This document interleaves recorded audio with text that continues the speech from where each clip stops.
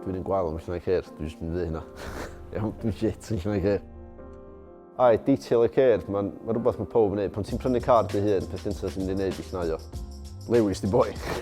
So, gen i ni Nissan Skyline, wedi bod eistedd yma ys ta 2 blwyddyn a hanner. Mae wedi bod off loan ys ta 10 blwyddyn. Looking a bit tired. Da ni basically yn mynd i wneud 50-50 comparison efo pa mor dda dwi wedi codi'r paent sydd wedi bod eistedd yma ys 10-15 years untreated. Oh my god, hwn dwi'n car nes i literally first cruise fi, hwn oedd hwnna. Oedd hwnna efo green neons.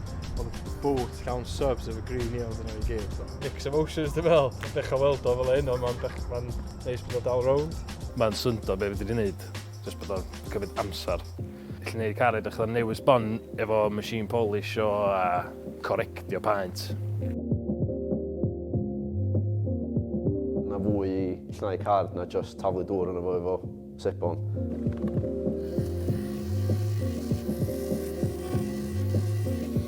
Ti'n gallu trin paent, ti'n gallu torri trwy paent a freshen y paent fyny. It's in the name, really detailing, ti'n mynd â llnau car i mewn i fwy o detail. Mae hyn mond i cael be dwi'n gael o single stage. Car i gyd yn cymryd rhyw 4-5 awr. Os o'n i'n gwneud hynna dros fo, so car werth mwy.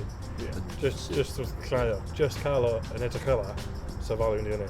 Detailing, mae pob dwi'n meddwl, just llnau car ydy o, tydio ddim. Dwi wedi gwario dyddiau, os ar ceir.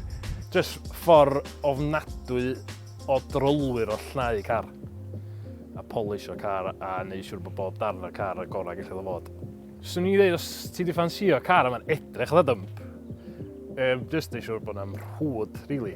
Mae wedi achub pethau mwyaf ofnadwy, de.